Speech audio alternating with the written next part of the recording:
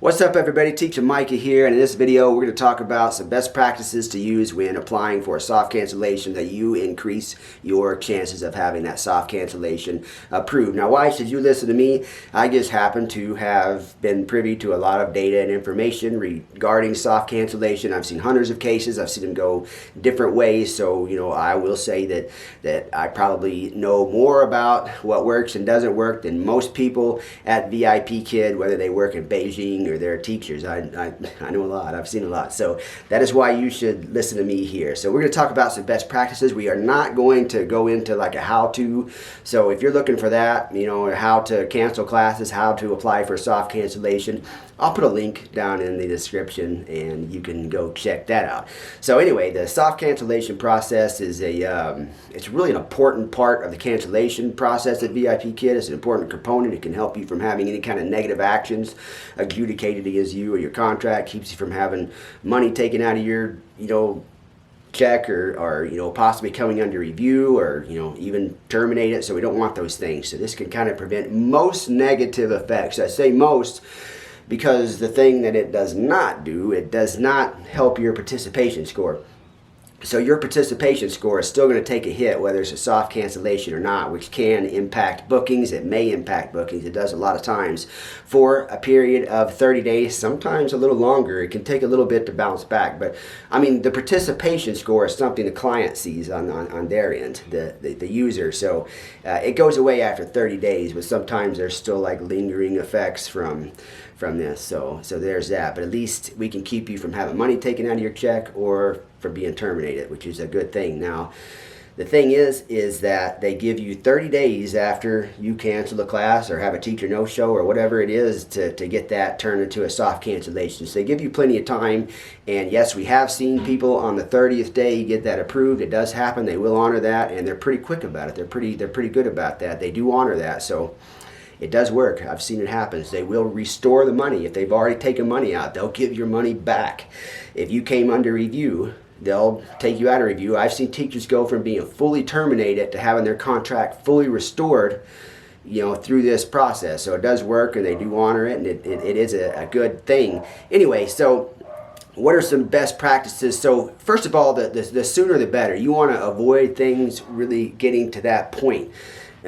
Obviously, you want to, and they're quick about it. I've seen them come back within hours and approve a soft cancellation. So they're very responsive to that. They're very, very responsive.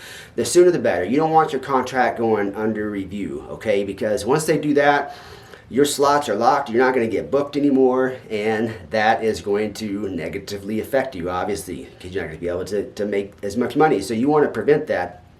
Now, if you do come under review, if that does, push you over and you need to get that approved at a soft cancellation, they'll take you off that review right away, and you'll be able to open up your slots. It happens quickly.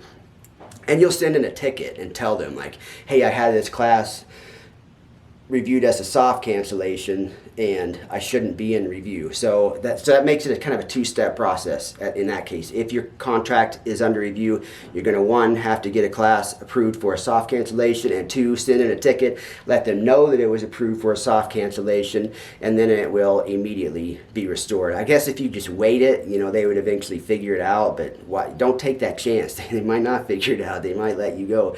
So let them know, hey, I shouldn't be under review. So yes, the sooner the better.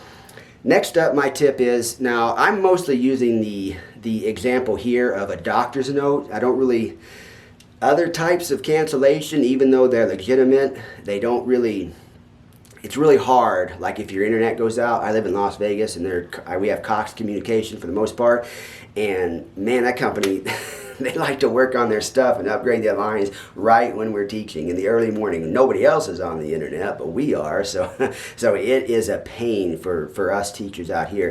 And it's very, very difficult to get documentation from them that Vipkid will accept for soft cancellation. Very, very difficult. Like, it's kind of rare for that to happen. It does happen. It does happen, but it is easier to have a doctor's note. So if you really need to keep your your job and you really don't want to get terminated, and instead of just bumping your head up against that whole thing with the cable company, if you are able to get a doctor's note, get a doctor's note. That they are just they're a lot more responsive to that. They're a lot more accepting of those doctor's notes.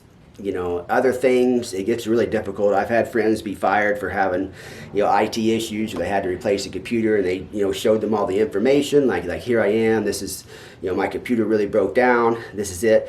Very, very difficult to do. So there's that. Now, when it comes to a doctor's note, though, don't tell them too much information. Less, keep it simple. Now, if you're doing like Teledoc or something like that, and you got some online thing, don't tell them you went to Teledoc. Don't tell them it was an online doctor's visit. Just tell them it was a doctor's visit, and that your doctor's note needs to have a few things on it. Okay, it needs to have your name. It needs to have a date range that actually coincides with the dates that you're trying to get approved for a soft cancellation, obviously, and it needs to have a doctor's name and a signature on it. It needs to have those things on it, okay? It doesn't need to say why you were there or anything like that, okay? You don't need to give out too much information. Now, you really need to print that out. If you got a note online, an online doctor's note, print that thing out, scan it, take a picture, whatever, and upload it that way, okay? For whatever reason, they don't like the electronic stuff. I don't know why, but the hard copies get approved. They have a higher rate of approval. So definitely do that. What else can I say here? So we're not saying too much. If you're in a case where you just you have to save your job, and that's what I'm trying to do. I'm trying to help people from getting terminated.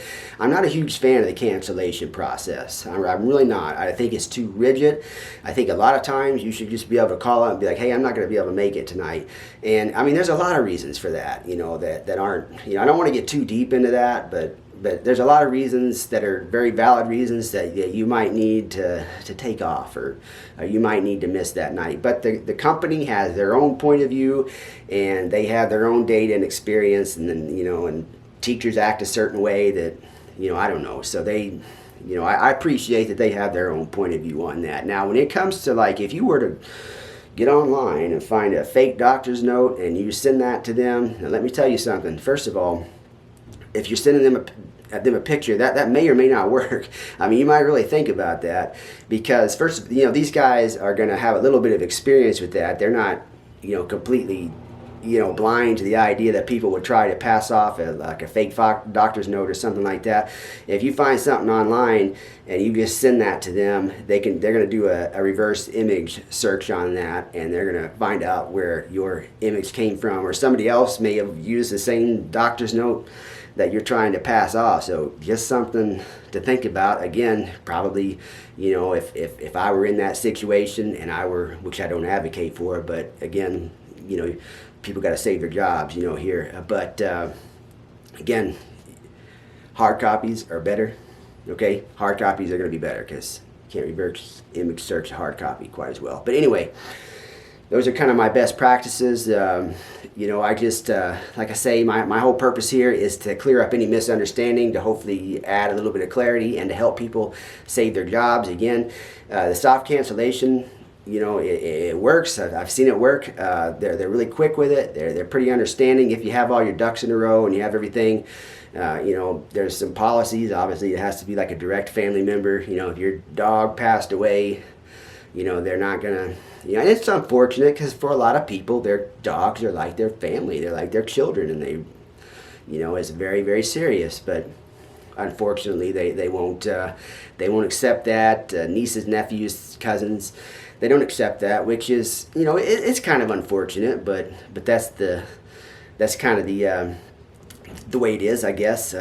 But anyway, we want to, really, really make sure that we get everything in the correct order, and everything looks copacetic as far as that's concerned. Doctor's notes, once again, are much better now.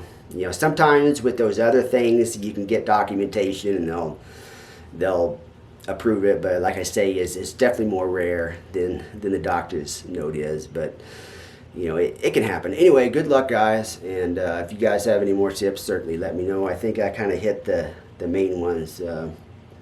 Don't tell them that you went and saw an online doctor. They don't need to know that. They don't need to know the specifics. They don't need to know what your ailment is. They don't need to know a whole lot. You're protected by HIPAA.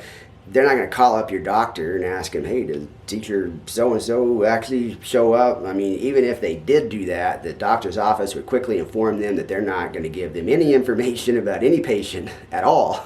They're not going to tell them, like, yes or no. They're going to pretend they don't even know your name. So you're protected a little bit by that with HIPAA. And, you know, again, just use the cancellation process properly and correctly, and you'll probably have no problem. Now, if you do get to the point where you're like terminated, you know, like they've already separated you, or you're under review, or, you know, what you can do, and I've seen teachers do that, is they will have a date 3 months ago, let's say, that is one of their cancellations. They actually did have a doctor's note for it, and they just never submitted it for a soft cancellation. They will honor that in that when you come under review, like it will be favorable to you. In other words, like there's a possibility, I'm not saying always, that you won't get fired, you won't get terminated. They'll actually go ahead and rule in your favor, or they'll, you know, you could, through appeals, and I believe you get 5 tries at appeals, by the way, so you get a lot of tries at that. But I've seen this happen where the teacher actually had the documentation, they just didn't do the soft cancellation for that date way back, but they still have it. Now, they're not going to go back in time and give you your money back or anything like that. They don't do that, but they'll say, okay, well, you know, we'll go ahead and, you know, let you stay with us or keep your contract or whatever. In very, very rare cases, I have heard of this, so is a teacher had a whole bunch of cancellations, like a lot of them, and even though they were soft, the company just decided not to renew their contract. They didn't terminate their contract, they just never renewed it. And when I say rare, I'm talking like I've heard of that happening twice out of so many. That's not very many times, honestly. So, you know, that's not really something to worry about too much, but, you know, I'm just, you know, kind of giving you a little heads up. Anyway, guys, I don't want to get on here and talk too long.